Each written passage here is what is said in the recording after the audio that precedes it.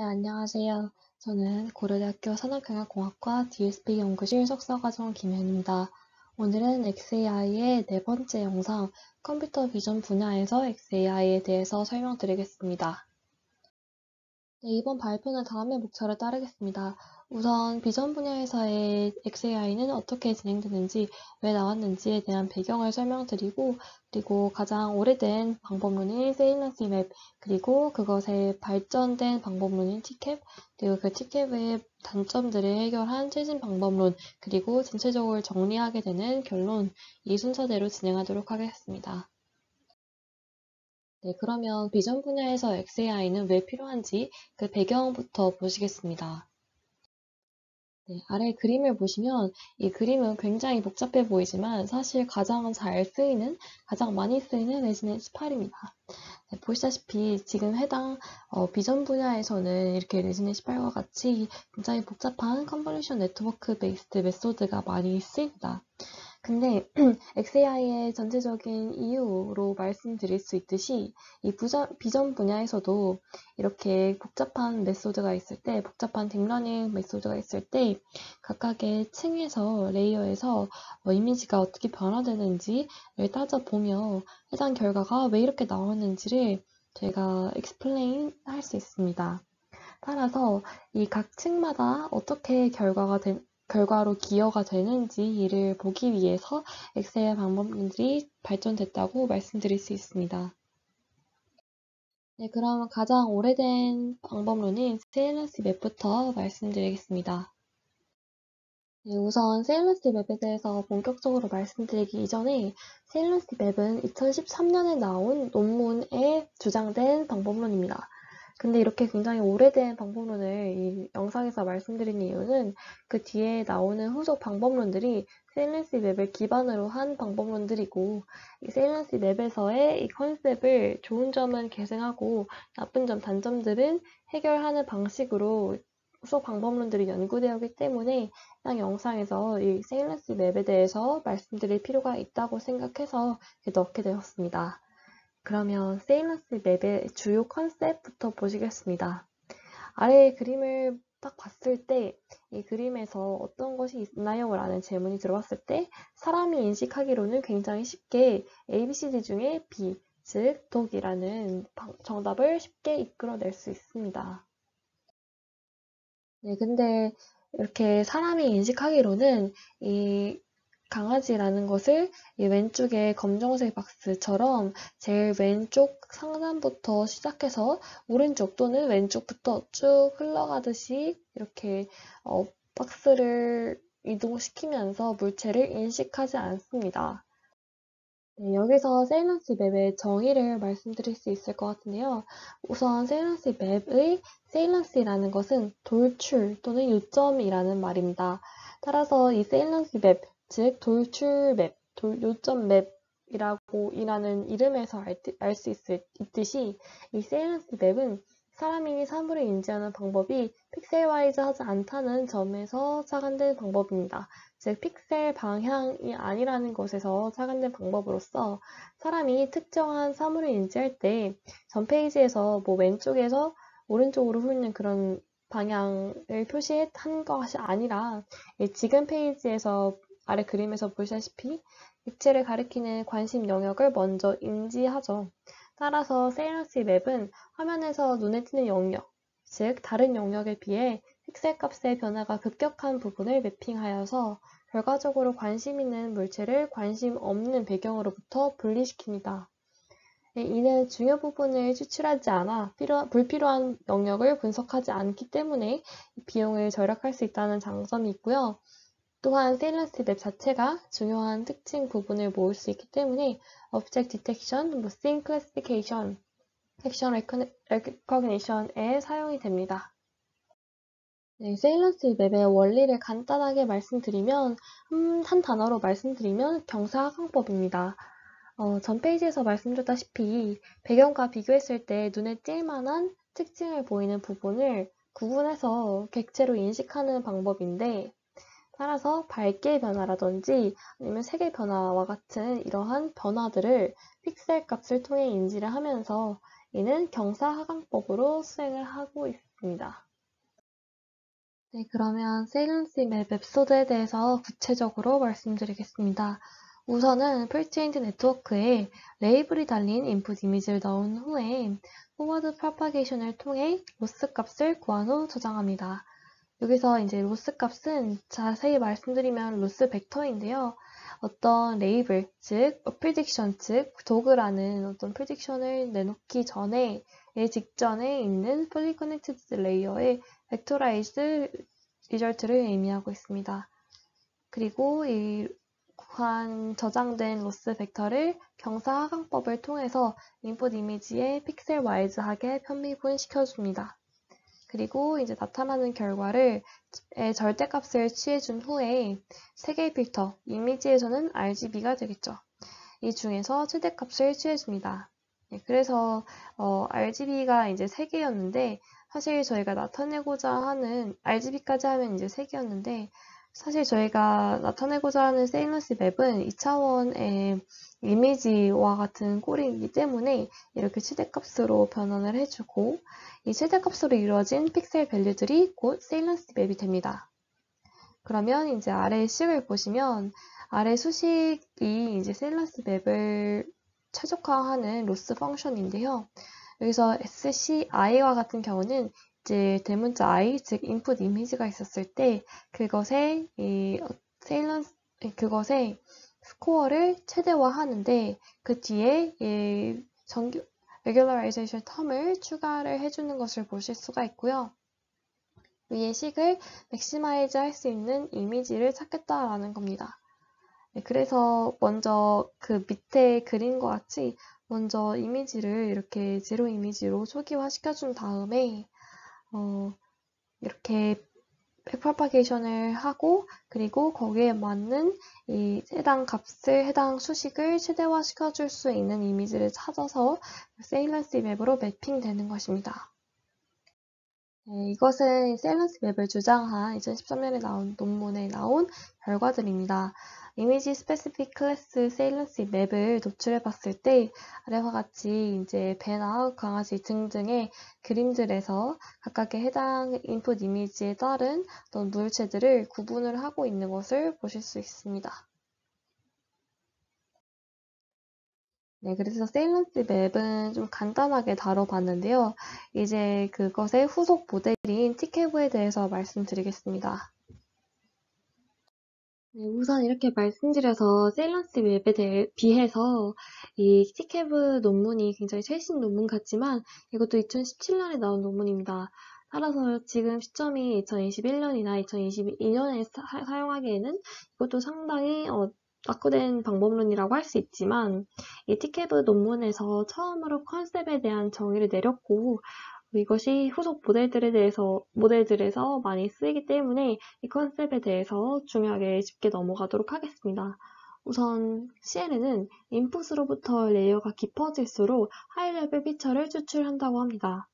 아래 그림과 같이 처음에 로어 레이어에서는 로우 레벨 피처를 다루고 있지만 이것을 추출하고 있지만 하이어 레벨로 갈수록 즉 말단으로 갈수록 이 하이 레벨 피처를 추출을 하는데 여기서 로우 레벨 피처와 하이 레벨 피처가 어떤 것들이 있는지 좀 보시면 로우 레벨 피처 같은 경우는 어떤 객체를 인지하는 엣지나 코너 아니면 색이 있습니다. 그리고 하이 레벨 피처 같은 경우는 오브젝트의 일부분이나 전체 객체 오브젝트처럼 사람이 직관적으로 볼 수 있는 정보들이 되겠습니다. 이미지 클래시파이어와 같은 많은 시스템에서 하이 레벨 피처보다는 로우 레벨 피처를 사용을 하는데 이 논문에서는 사람이 직관적으로 이해할 수 있는 특징 또는 사용자가 직접 정의한 특징을 컨셉이라고 정의하고 이 컨셉을 기반으로 이미지를 이해하는 법 CAV를 소개를 하고 있습니다. 네, 그래서 TCAV의 베이스가 되는 CAV, 즉 컨셉 액티베이션 벡터에 대해서 말씀드리겠습니다. 이는 컨셉을 기반으로 이미지를 이해하는 방법입니다. 이때 컨셉은 객체, 색깔 또는 어떠한 아이디어를 포괄하여 어떤 것이든 될 수 있는데요. 예를 들어서 아래 그림과 같이 얼룩말을 분류하는 어떤 컨셉 클래시파이어 같은 경우는 죄송합니다. 클래시파이어 컨셉과 같은 경우는 어떤 점박이 아니면 지그재그 무늬 아니면 줄무늬 등등이 될 수가 있습니다. 점박이나 뭐 지그재그 무늬는 얼룩말에서 전혀 보이지 않는 특징들이지만 충분히 컨셉으로서는 될 수 있는 자격을 가지고 있고요. 그리고 이제 오른쪽과 같이 나중에 티캡을 스코어를 냈을 때는 이제 스트라이프 말고 나머지의 무늬들은 이렇게 점수가 낮은 것을 보실 수가 있습니다. 그리고 마찬가지로 어떤 뭐 색깔을 분류하는 뭐 클래스파이어 컨셉과 같은 경우는 모든 색깔이 다 될 수 있겠죠. 네, 따라서 T캡은 테스팅 with 캡이라는 방법론입니다. 즉, 캡을 사용한 새로운 리니어 인터프레터빌리티 방법인데요. 이를 구체적으로 말씀드리면 방향도 함수를 사용해서 캡에 의해 학습된 하이레벨 컨셉에 대한 모델의 프레딕션의 민감도를 측정하는 방법론입니다. 즉, 예를 들어서 지브라, 즉 얼룩말을 분류하는 모델이 있었을 때 T캡은 새로 정의된 스트라이프라는 컨셉이, 즉 줄무늬라는 컨셉이 얼룩말이라는 프리딕션에 얼마나 영향을 미치는지를 분석할 수 있게 해줍니다. 즉 특정 컨셉이 여기서는 스트라이프가 되겠는데요.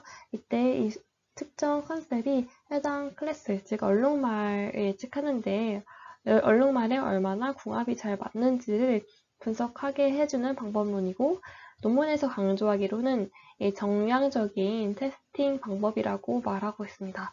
그래서 특정 컨셉이 보통은 이제 비전 분야에서는 XAI 방법론이 굉장히 정성적으로 평가되는 일이 많았는데, 여기서는 정량적으로 해당 컨셉에 대해서 평가를 내릴 수 있다고 강조하고 있습니다. 네, 다음은 티켓부의 주 목적이 되겠고요. 따라서 목적이면서도 이제 티켓부의 장점이 될 수 있겠습니다. 이는 총 4가지가 있는데요. 우선 접근성입니다. 전문가가 아니어도 모든 사람들이 분석 가능하다라는 것이 있고요.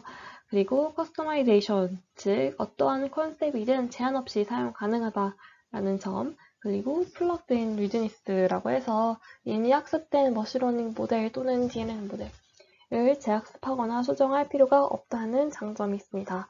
그리고 마지막으로 글로벌 퀀티피케이션이라고 해서 인풋 데이터의 각각에 대한 해석뿐만 아니라 전체 데이터 또는 전체 클래스에 대한 해석을 제시할 수가 있습니다.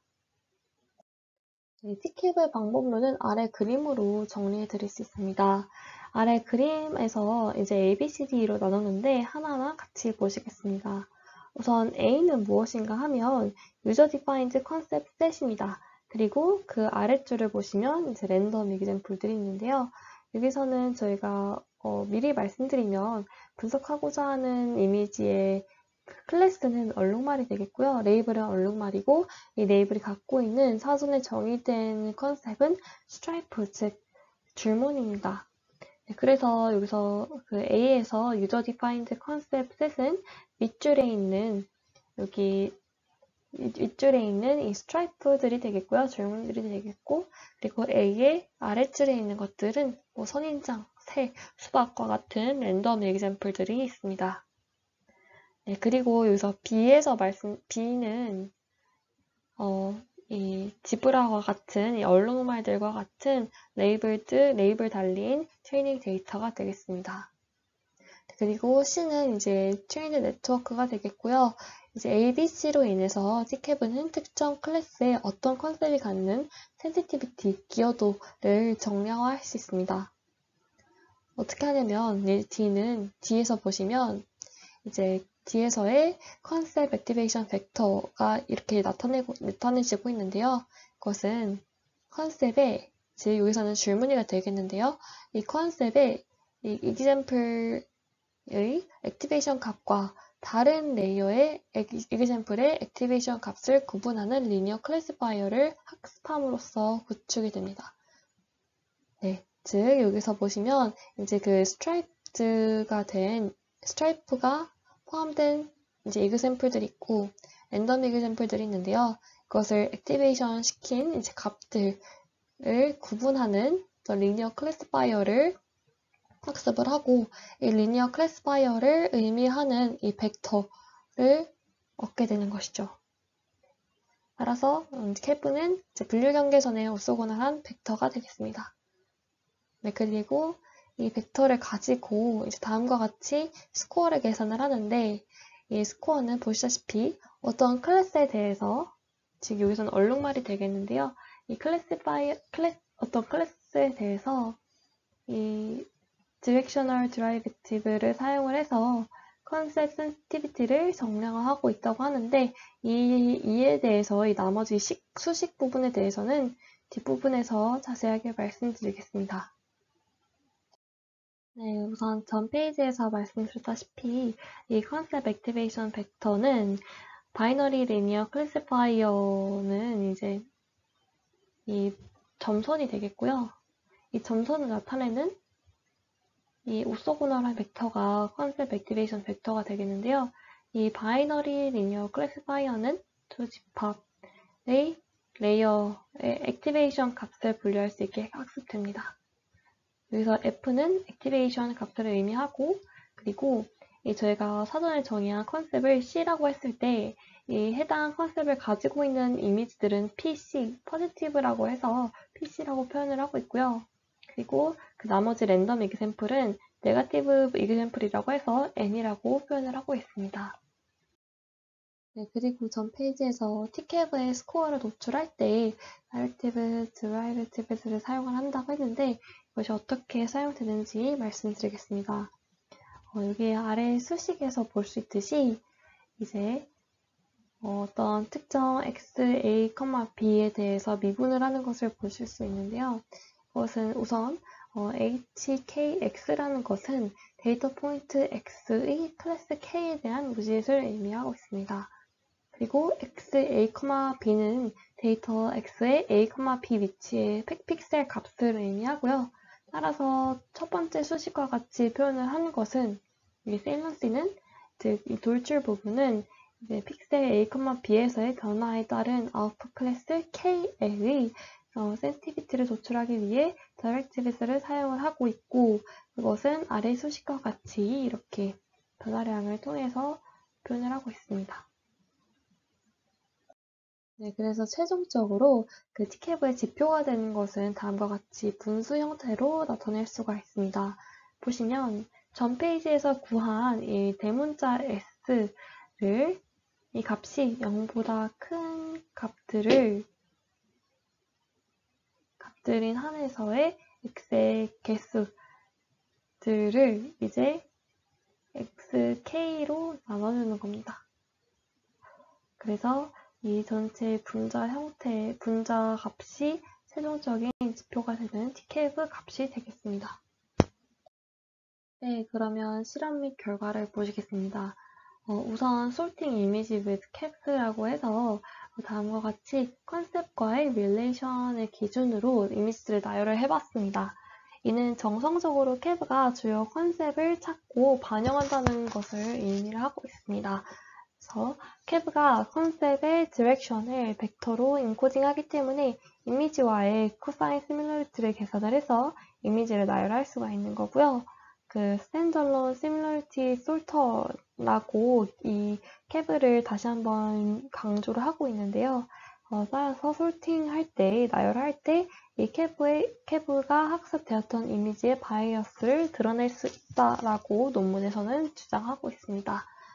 그래서 밑에를 보시면 이 CEO 컨셉은 이렇게 위아래로 줄무늬 된 줄무늬가 가장 릴레이션이 강한 컨셉이라고 볼 수가 있고요. 그리고 오른쪽으로 줄무늬가 된 이 스트라이프는 CEO와 가장 시밀러하지 않은 이제 컨셉들이 되겠습니다. 이미지들이 되겠습니다. 네, 그리고 오른쪽도 여러 가지 이제 그 릴레이션이 강한 이미지들을 나열하고 있는데, 이것은 단순히 이제 이미지를 넣었을 때의 결과이지 어떤 인종차별적이나 성차별적인 결론이 아니라는 것을 말씀드리고 싶고요. 이제 이 결과들을 비롯해서 어떤 그런 차별적인 결론을 지으면 거기서는 이제 차별이 드러나는 거지만, 해당 이제 이미지들은 방법론의 결과까지라고만 보셔도 되겠습니다. 네, 그래서 그 논문에 있는 결과들을 조금 더 가져와 봤습니다. 여기서 초록색으로 표현된 것은 가장 특정 컨셉에 시밀러한 이미지들이고요. 그리고 빨간색은 가장 특정 컨셉에 근접하지 않은 이미지들이 되겠습니다. 네, 그래서 하나 예시를 같이 보시면 어떤 제일 위에 거를 같이 보시면 이 제일 위에 이 이미지 오브 코기들을 봤을 때 이 니트드 컨셉, 즉 어떤 니트 같은 컨셉에 가장 어울리는 이미지들이 있다면 그 밑에 줄은 이 니트 컨셉에는 맞지 않은 코기들이 있습니다. 네. 마찬가지로 해당 페이지에서도 다양한 컨셉에 대한 탑 3 시밀러 이미지와 바텀 3 이미지를 말씀드리고 있습니다. 또한 여기서는 다른 empirical deep dream이라는 이미지를 사용을 해서 또 다른 것을 보이고자 했는데요. 여기 있는 실험에서는 캐브들은 캐브의 underlying 컨셉의 인터레스트를 반영하는 것을 보여주고 있습니다. 즉 굉장히 서로 다른 것들을 섞어놨는데도 불구하고 저희가 인터레스트, 즉 관심이 있는 내재적인 컨셉을 반영하라는 것을 보여주는 것이고요. 아래 그림은 각각 니티드 텍스처, 코기, 그리고 시베리안 허스키를 언더라인 컨셉이라고 정의를 하고 이것을 결과를 봤을 때 이 티캡은 레이어 내에서 identify and visualize interesting direction을 한다고 볼 수가 있습니다. 네, 다음은 또 다른 결과들인데요. 보기 좀 번잡하고 좀 잘 눈이 아프지만 위에 컨셉들을 쭉 나열한 것을 보시고 그리고 그 행들은 이제 각 레이어별 결과들인데요. 보시면 이제 그린이나 블루 같은 색깔에 관련된 컨셉에 대해서도 그리고 그 오른쪽에 어떤 동물들에 관한 컨셉에 대해서도 이 동물들의 컨셉이 내재적으로 있다면 그것을 충분히 드러내고 있다라고 볼 수 있습니다. 네, 그거 외에도 뭐 도티드, 지그재그, 스트라이프트 같은 어떤 규칙을 갖고 있는 컨셉 또는 니티드 또 등등의 굉장히 다양한 컨셉들을 다 실험을 해봤을 때 각 레이어별로 드러내는 이미지를 보시고 이 여러 가지 컨셉들도 역시 내재적인 컨셉이면 다 이미지로 드러내고 있다라고 볼 수 있습니다. 네, 그래서 이미지 클래시피케이션을 하는 결과를 보시면 이 티캡을 통해서 어떤 인사이트를 추가로 얻을 수 있다고 주장을 하는데요. 보시면 각 컨셉의 중요도를 표시하였을 때 물론 상식선으로 옳은 결과를 보이고 있습니다. 예를 들어서 왼쪽 그림을 보시면 파이어 엔진에서는 레드라는 이 컨셉이 가장 큰 임포턴스를 보이고 있고 또는 뭐 그 오른쪽인 지브라 같은 경우는 스트라이프트라는 컨셉이 가장 큰 임포턴스를 보인다라는 상식선의 옳은 결과를 보이고 있어서 티켓보다 정확도가 높다는 것을 알 수 있지만 인사이트 측면에서는 젠더나 레이스를 따로 학습하지 않았는데도 불구하고 딴 컨셉에 대해서는 굉장히 센시티브했고 따라서 저희가 또 다른 인사이트를 얻을 수 있지 않을까라고 논문을 주장하고 있습니다. 예를 들어서 오른쪽에서 보시면 레이스 같은 경우는 인종과 같은 경우는 죄송합니다. 오른쪽과 왼쪽에도 같이 다 보이는데요. 어떤 파이널 프레딕션 레이어에 가까울수록 더욱더 강한 중요도를 보이고 있다는 것을 저희가 볼 수가 있기 때문에 레이스는 이제 파이널 프레딕션 레이어 쪽에서 좀 분석을 하면 해당 레이스 컨셉에 대해서 제가 조금 더 정확한 인사이트를 얻을 수 있겠구나라는 것을 알 수가 있고, 그리고 텍스처 같은 경우는 이 결과를 통해서 조금 더 앞단에 있는 레이어일수록 조금 더 강한 중요도를 보이고 있기 때문에 텍스처는 조금 더 앞단에서 분석을 해야겠다라는 것을 이 결과에서 얻을 수가 있습니다. 네, 다음 결과는 각 컨셉에 해당하는 리니어 클래시파이어의 클래시를 각 레이어마다 측정을 하여서 어떤 레이어에서 각 컨셉이 학습되어 있는지를 알 수 있는 결과입니다. 그것을 보시면 이제 이런 청록색 같은 경우는 이런 색깔을 나타내는 컨셉인데요. 그것은 앞단에 있는 레이어, 이 X축이 레이어를 나타내고 있는데 앞단에 있는 레이어에서도 이미 어크레스가 높죠. 따라서 이 단순한 비교적 컨셉, 즉 이런 색깔과 같은 컨셉은 로워 레이어에서 학습이 되는 것을 볼 수가 있고, 뭐 이런 어떤 사람에 대한 아니면 이것도 인종에 대한 이런 컨셉은 즉 비교적 추상적이고 좀 복잡한 컨셉은 하이어 레이어에 와서야 이제 어큐러시가 좀 높아지고, 즉 하이어 레이어에서 학습되는 것을 볼 수가 있습니다. 네, 다음 실험은 조금 되게 굉장히 흥미로운 실험인데요. 보시면 이제 왼쪽 그림과 같이 어떤 포텐셜리 노이지 캡션이 있는 이미지를 생성을 해줍니다. 여기서 캡션이란 정말 말 그대로 단어인데요. 그래서 택시 이미지에서 캡이라는 캡션을 넣어줬고, 그리고 이 오이 이미지에서 큐컴버라는 이 단어를 넣어주는 이미지입니다. 그래서 이런 이미지들 다 생성을 하고 티크앱의 클래시피케이션 액큐러시를 추출을 하였습니다. 여기서 0% 노이즈라는 것은 옳게 쓰여진 캡션이라는 거고, 즉 어떤 택시 이미지가 있을 때 뭐 어떤 트럭이나 아니면 생뚱맞은 뭐 더그라는 캡션이 아니라 캡이라는 캡션이 있을 때를 나타내고 있고요. 30% 노이즈는 30%로 잘못된 캡션이 있는 이미지이고, 노 캡션은 말 그대로 캡션이 없는 이미지입니다. 그래서 이 결과를 오른쪽 플러트에서 보시면 캡을 분류할 때는 캡션의 컨셉보다 이미지의 컨셉을 사용한 것을 보실 수 있습니다. 네.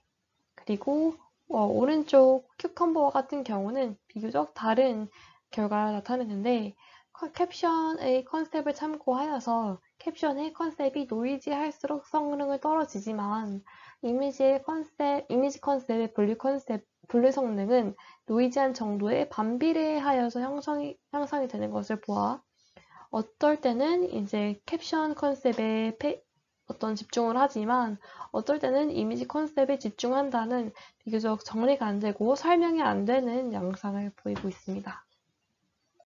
네, 여기 있는 결과들은 논문에 있는 결과들인데 티케브 논문임에도 불구하고 이 티케브는 세일런스 맵의 후속 방법론이기 때문에 이 세일런스 맵을 사용한 결과도 같이 제공을 하고 있습니다. 보시면 이미지 캡션을 사용하면 이 캡션 컨셉을 사용했을 때 덜 클리어하다는 것을 볼 수 있습니다. 전 페이지에서 말씀드렸다시피 캡, 큐컴버가 아니라 캡, 택시와 같은 경우는 캡션보다 이미지 컨셉을 더욱더 참고한다는 것이 결과로 나왔는데, 여기서 세일런스 맵의 결과를 보면 이와는 다르게 이제 이미지 컨셉을 사용을 하면 캡션보다 덜 클리어하다는 이런 결과가 있습니다. 네, 그리고 아래 플롯들을 보시면 일단 제일 왼쪽에 있는 플롯은 사람이 결과를 냈을 때이고, 그리고 중간에 있는 플롯은 티켓으로 결과를 냈을 때입니다. 그러면 가장 왼쪽에 있는 플롯부터 보시면 우선 0% 노이즈 할 땐 보시면 캡션 컨셉이 더욱더 중요하다고 느껴졌는데 100% 노이즈 할 때는 캡션 컨셉과 이미지 컨셉 간에 어떤 변화가 없었습니다. 하지만 이제 티캡 같은 경우는 0% 노이즈 할 때는 이 이미지 컨셉이 물론 캡션 컨셉보다 훨씬 더 많이 중요했고, 그리고 100% 노이즈 할 때는 아예 이제 이미지 컨셉만이 중요하고, 당연히 이제 캡션은 중요하지 않다라는 결과가 나왔습니다. 하지만 가장 오른쪽에 있는 플롯을 보시면 그것은 피실험자가 가장 언제 컨피던트 했냐라고 실험을 한 결과인데요. 세일런스 맵을 통해서 내린 결정의 컨피던스를 측정을 했을 때입니다.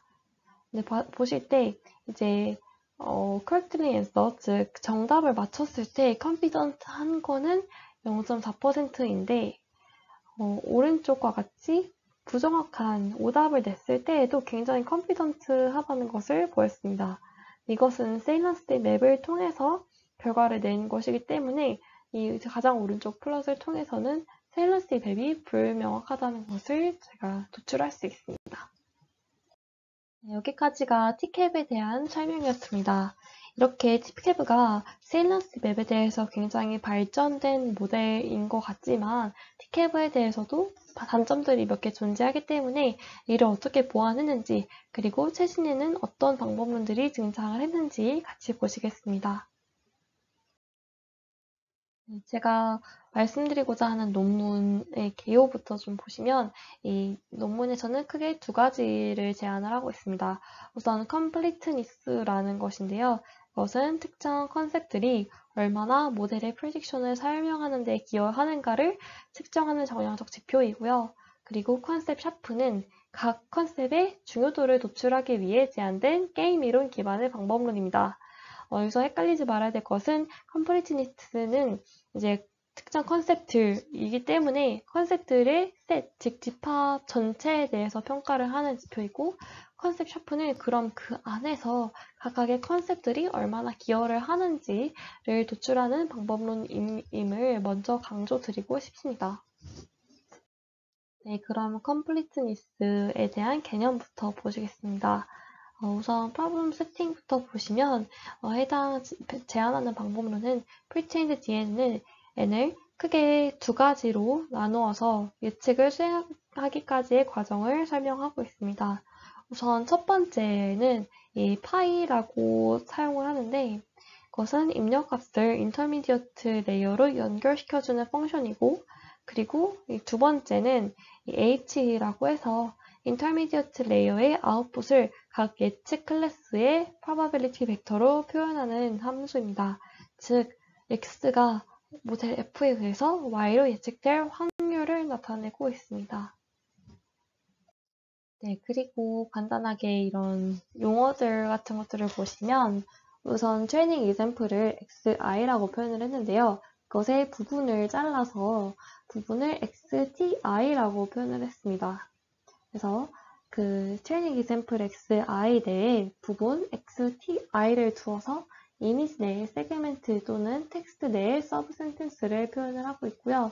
xti를 특정 컨셉에 상응하는 부분으로 연결 지어서 explanation을 제공하는 과정입니다.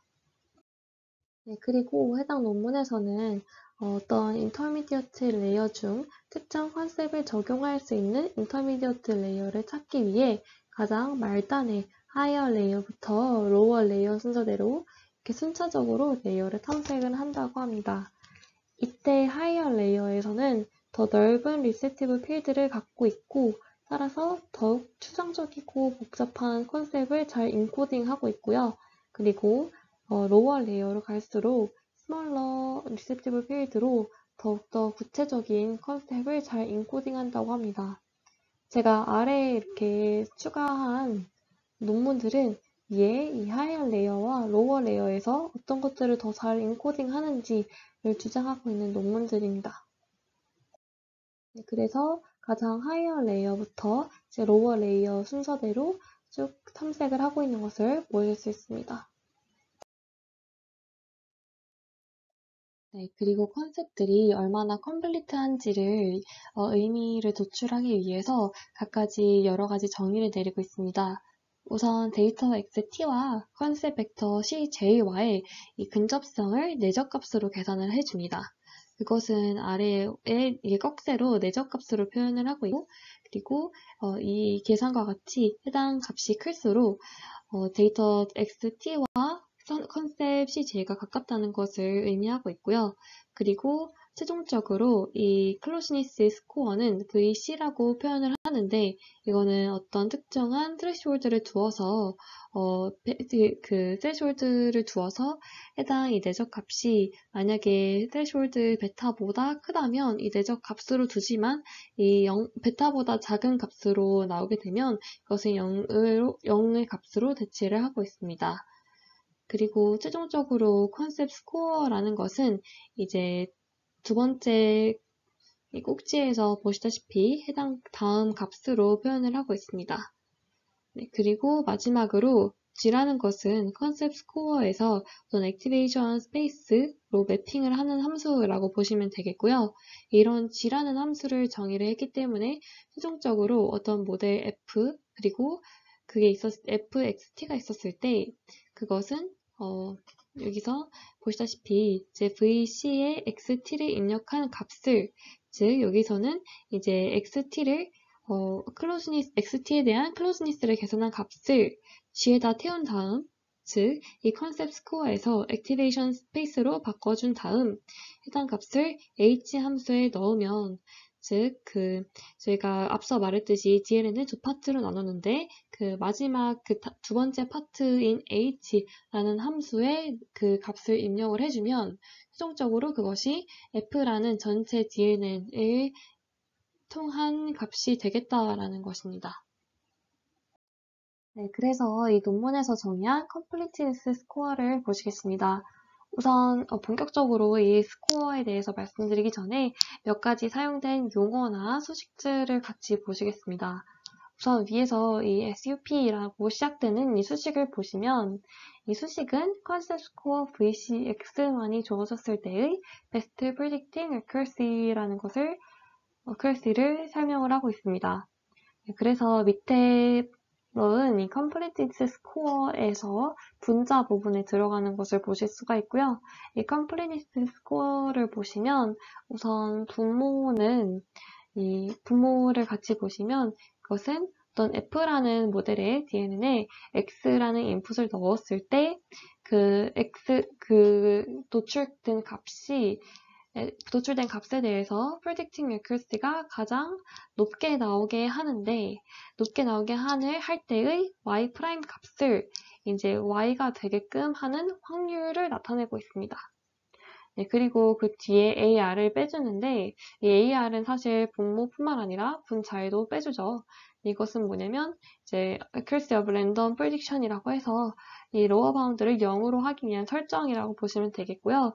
이 분모의 주 내용은 방금 설명드린 내용이라고 보시면 되겠습니다. 그리고 분자에 들어갈 것은 아까 말씀드렸다시피 이제 컨셉 스코어 C만이 들어갔을 때의 베스트 프리딕팅 어큐러시입니다. 그래서 만약에 참고로 이제 Y가 멀티 레이블이라면 즉 어떤 레이블이 여러 개가 있는 변수라면 어큐러시를 각 레이블에 대한 바이너리 클래시피케이션에 대한 바이너리 어큐러시로 변경을 해주는 수식이 되겠습니다. 해당 논문에서는 주장하는 completeness score뿐만 아니라 이 해당 completeness score가 컨셉의 sufficiency를 의미하는 점수로 마땅한지까지도 예시를 들어서 설명하고 있습니다. 예를 들어서 completeness score가 컨셉들의 sufficiency를 충분히 설명을 하고 있다면 이 컨셉들이 충분한지 또는 불충분한지를 설명하는 지표로 오를 것인데 만약에 sufficiency를 충분히 설명하지 못하는 지표가 된다면 해당 컨셉이 불충분할 때 충분하다 또는 해당 컨셉들이 충분한데 불충분하다라고 오류를 내릴 가능성이 있습니다. 근데 이 논문에서는 해당 completeness score를 XOR 예시를 통해서 증명을 하고 있습니다. sufficiency를 증명을 하고 있습니다. 네, 보시면 우선 M 차원의 input X와 원한 인코딩 각각의 피처에 대한 원한 인코딩 형태로 되어 있는 N개의 컨셉들이 주어져 있습니다.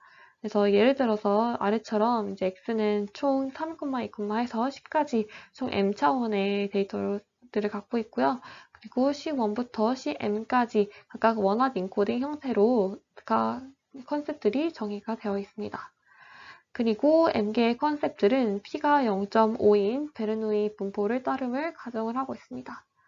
네, 그리고 여기서 이제 어떤 모델 또는 어떤 함수 fx가 있었을 때 이 fx는 C1 아니면 XOR C2, XOR C3 그리고 XOR CM까지 이것을 설명하기 위해 필요한 컨셉은 C1부터 CM까지일 텐데요. 만약에 C1부터 CM-1까지의 정보만 알고 있고 CM의 정보는 알고 있지 못한다면 모델의 아웃풋을 예측하는데 최대 0.5의 확률을 갖고 있을 것입니다. 왜냐하면 해당 문제는 XOR 프로블럼이기 때문입니다.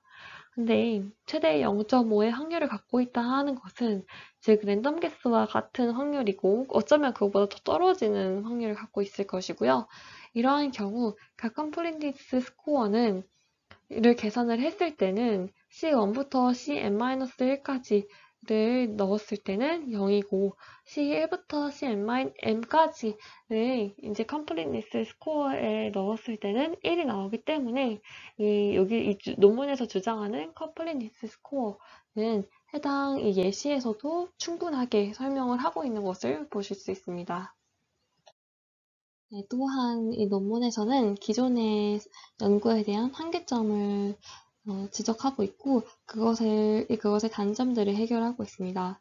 우선 이 논문에서 말한 기존 연구는 크게 두 가지로 TCAB과 ACE가 있습니다. 우선 TCAB는 이 Human Defined Label을 사용하고 있고 ACE는 이미지 슈퍼픽셀 세그멘테이션들의 K-민지 클러스터링을 사용을 하고 있으므로 이 두 방법론들로 찾은 컨셉들은 어떻게 컴플리트한지 아닌지를 저희가 알 길이 없다, 보장하지 못한다라고 주장하고 있습니다. 또한 TCAB에서 이 사람이 직접 디파인드한 컨셉들은 이 컨퍼메이션 바이어스를 갖기 마련이고, 그리고 TCAB에서 찾은 컨셉들은 first order assumption에 기반하여서 찾은 컨셉들이기 때문에 해당 컨셉들이 만약에 non-linear relationship을 갖고 있다면 이 TCAB에서는 이 컨셉들을 모두 찾는 데 무리가 있다고 주장하고 있습니다. 네, 그럼 기존 방법론의 단점들을 해결을 해서 어떻게 컨셉트를 찾는지 보시겠습니다. 해당 방법론의 이름은 컨셉 샤프라고 하고요. 방법론의 최종 목적은 모델의 컴플리트한 컨셉을 찾는 것이므로 어떻게 하면 이런 컨셉트를 찾는지 같이 보시겠습니다. 우선 여기서 이 방법론의 기저에는 또한 가정이 깔려 있는데요. 가정은 input 데이터에는 spatial dependency가 있다는 것입니다. 이것은 spatial, 즉 어떤 공간적인 의존성이라고 해서 인풋의 각 패치들이 갖는 공간적인 의미가 있다고 하는 것입니다. 따라서 특정 컨셉과 그 컨셉에 해당하는 인풋 이미지 또는 인풋 데이터의 nearest neighbor 패치들 간의 근접성을 주장을 하고 있습니다. 또한 어떠한 컨셉이 있었을 때 그 컨셉에 해당하는 nearest neighbor 패치들은 항상 일정하고 인풋 데이터의 일부만 추출된다고 말을 하고 있습니다.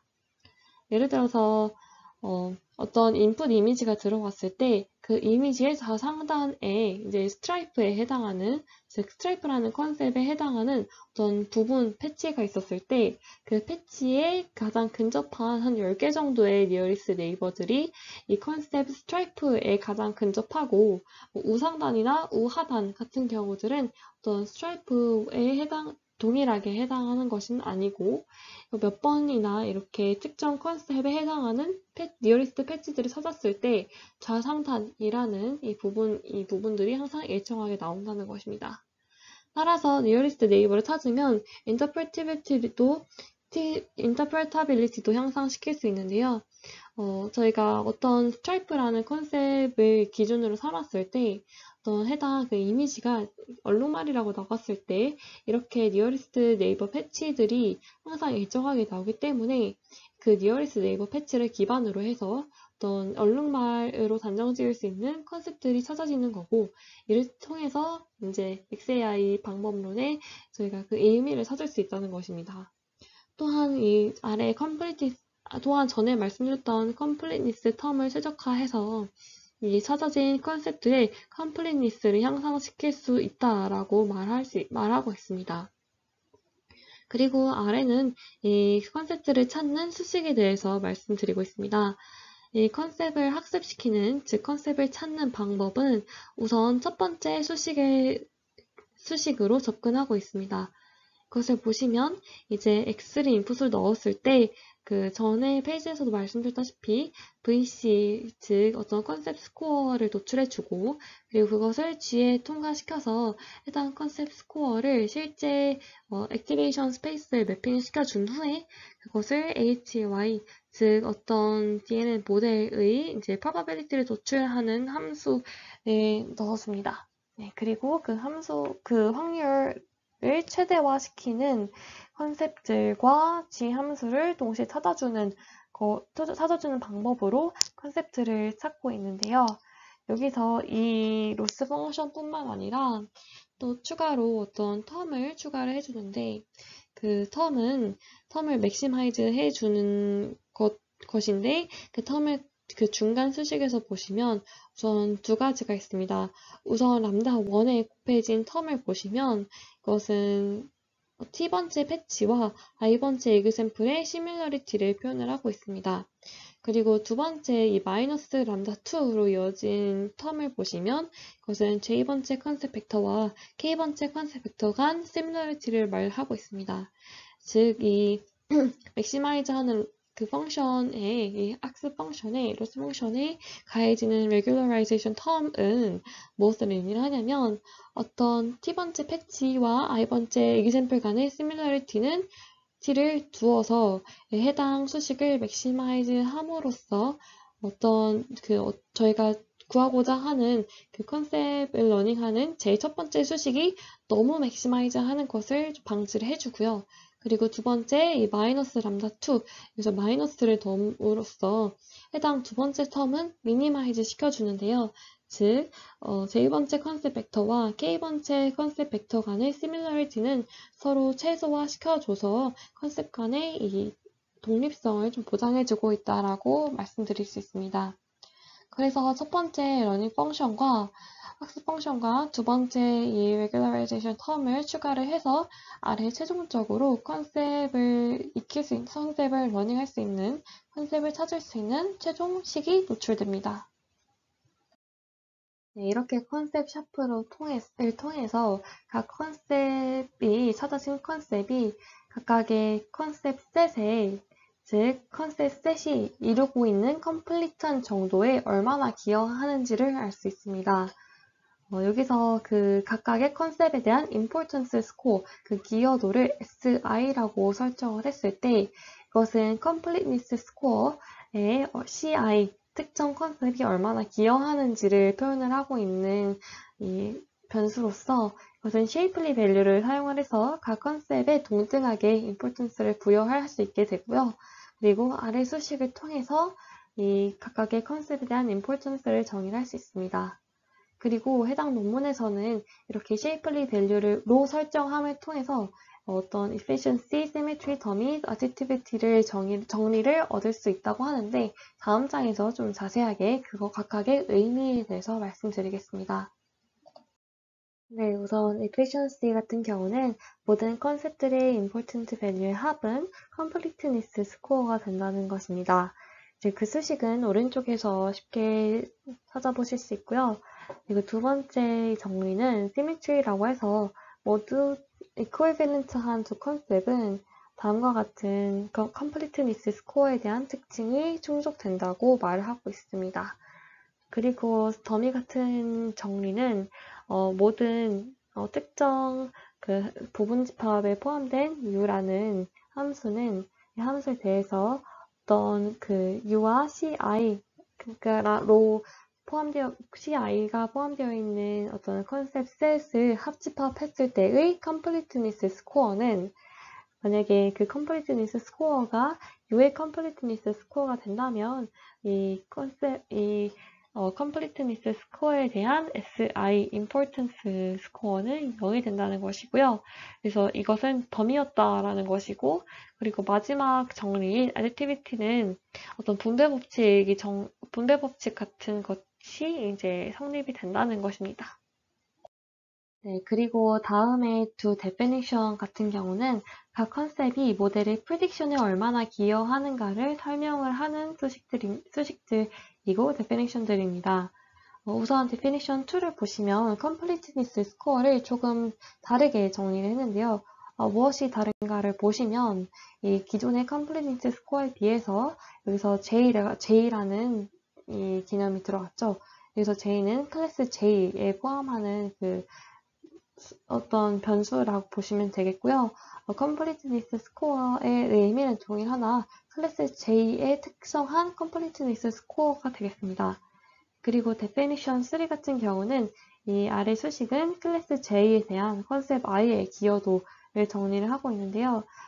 다음과 같이 이제 이 importance score 클래스를 다음과 같은 특성으로 정리를 하고 있고, 각 클래스 J에 대해서 가장 높은 컨셉 샤프 스코어를 갖는 컨셉들을 선정을 할 때, 다음과 같이 모든 이 서메이션을 했을 때의가 컴플리트니스 스코어가 되므로 어딕티브 정리에 의해서 다음과 같이 정의가 되고, 다음과 같은 수식이, 가장 아래에 있는 수식이 성립된다고 말하고 있습니다. 네, 그러면 컨셉 샤프 이 논문의 실험 결과를 보시겠는데요. 이 실험 설정부터 보시면 제한 방법론이 얼마나 내재된 컨셉트를 추출하는지, 얼마나 잘 추출하는지를 평가하기 위해서 known and complete 컨셉을 갖는 신세틱 이미지 데이터셋을 구성을 하였습니다. 그래서 아래 그림과 같이 인풋 이미지를 구성하는 총 15개의 쉐이프를 구성을 하였고, 각 이미지를 이 15개의 쉐이프를 기반으로 생성을 하였는데, 이 15개의 쉐이프가 모두 어떤 그라운드 트루스 클래스를 결정하는 데 연관이 되는 것이 아니고, 처음 1번부터 5번까지의 쉐이프만이 어떤 클래스를 결정하는 데 연관이 된다고 합니다. 네, 그러면 베이스라인 메소드와 해당 hours랑 hours log이라고 표현을 해서 이제 여기서 제안하는 방법론에서 evaluation study로 completeness score objective 그 목적 텀이 제외된 채로 학습된 어떤 추가 방법론인데요. 이 두 가지 방법론이 베이스라인에 대해서 얼마나 향상된 성과를 얻고 있는지를 보시겠습니다. 우선 이 해당 실험들은 피실험자들이 어떻게 컨셉이 어디 들어갔는지, 공통적으로 얼마나 나타났는지에 대해서 평가한 것이고요. 피실험자들이 10개의 nearest neighbor를 기준으로 가장 공통적이고 coherent한 쉐입들이 무엇인지를 답하고 있습니다. 그리고 추출된 컨셉들의 개수에 따른 각 방법론의 completeness 스코어를 플러스한 결과입니다. 그래서 왼쪽은 5부터 10까지의 컨셉 개수, 그리고 오른쪽은 그것보다 더 많은 20부터 80까지 조금 더 브로드하고 훨씬 더 넓은 컨셉들의 개수에 따른 각각의 모델들의 컴플리트니스 스코어를 플롯한 결과입니다. 보시면 이제 녹색과 갈색으로 표현된 아워스 모델과 에블레이션 스터디 모델이 이 컨셉 개수가 5개에서 10개일 때 가장 높은 컴플리트니스 스코어를 도출을 했습니다. 따라서 이 hours랑 hours log이라는 이 방법론이 다른 베이스라인 모델보다 그 컨셉 세트가 있었을 때 그 컨셉 세트가 해당 프리딕션을 가장 잘 설명하는, 가장 잘 서피션트하게 설명한다라고 주장을 할 수가 있는데요. 반면에 이제 컨셉들이 너무 많아진다면, 너무 불충분하게 많아진다면, hours라고 주장하는 방법론은 물론 여기서도 가장 completeness 스코어가 가장 높아서 가장 sufficient하게 설명하는 지표가 되고 방법론이 되겠는데, 안타깝게도 에블레이션 스터디에서 제안하는 이 hours log이라는 방법론은 이제 completeness 스코어에 대한 objective가 사라졌을 때는 이 컨셉의 개수가 굉장히 많아졌을 때는 유용하지 않다는 것을 알 수 있습니다. 즉, 여기서 학습할 때 completeness 스코어에 대한 objective를 추가로 넣어서 학습을 해야지 만이 충분히 컨셉의 개수가 많아질 때도 completeness 스코어에 대한 확장성을 얻을 수 있다는 것을 볼 수 있습니다. 네, 이제 이미지 클래시피케이션의 실험 결과를 보시면 모든 클래스의 공통된 컨셉을 찾을 수 있습니다. 다람쥐 클래스, 아니면 토끼 클래스, 아니면 어떤 탑 클래스에 대해서 보시면 컨셉 7이라는 컨셉이 공통적으로 드러나고 있다는 것을 알 수 있고요. 그리고 그것뿐만 아니라 각 컨셉에 대해서 컨셉 샤프의 수치도 또한 확인을 할 수 있습니다. 보시면 이 다람쥐 컨셉에 대해서는 이 8번째 컨셉이 가장 중요하게 가장 컴플리트니스 스코어가 높고, 가장 임포턴스 스코어가 높고, 이 레비 클래스에 대해서는 여러 가지 컨셉들 중에서 컨셉 7번이 Importance Score가, 그리고 탁이라는 클래스에 대해서는 46번째 컨셉이 이 Importance Score가 가장 높다는 것을 확인할 수 있습니다. 네, 이제 마지막으로 각각의 3개의 챕터에 대해서 결론을 지어보겠습니다. 제가 이번 영상에 말씀드린 것들은 크게 3가지, 밸런스 맵, 그리고 티켓, 그리고 그 마지막 최신 방법론입니다. 우선 각각의 이제 이 챕터에 대해서 크게 2가지 내지는 3가지, 4가지까지 이 개념들로 딱 필요한 부분만 정리를 해봤을 때 다음과 같이 서머리를 지을 수 있는데요. 세이런시 맵 같은 경우는 이제 왼쪽부터 차례대로 이동을 해서 어떤 객체를 인지하는 것이 아니라 딱 봤을 때 눈에 띄는 영역, 즉 이 중간 부분이어도 다른 영역에 비해 어떤 배경에 비해 픽셀 값의 변화가 급격한 부분을 매핑을 해서 결과적으로 이 배경으로부터 저희가 관심 있는 물체를 분리시키는 방법으로서 이 배경이 되는 부분에 대해서 계산을 먼저 하지 않고 분석을 먼저 하지 않기 때문에 불필요한 계산을 방지를 할 수 있다는 장점이 있고요. 그리고 경사각법으로 객체를 인지한다는 방법이 있습니다. 그리고 이제 티케브는 이 컨셉의 개념을 처음 주장하는 방법론으로서 어떤 방향도 함수를 사용을 해서 캐브에 의해 학습된 하이 레벨 컨셉, 즉 어떤 물체라든지 좀 사람이라든지 그런 하이 레벨 컨셉에 대한 모델의 프리딕션의 민감도를 측정을 합니다. 즉 특정 컨셉이 해당 클래스와 얼마나 궁합이 잘 맞는지 처음으로 분석한 방법론이고요.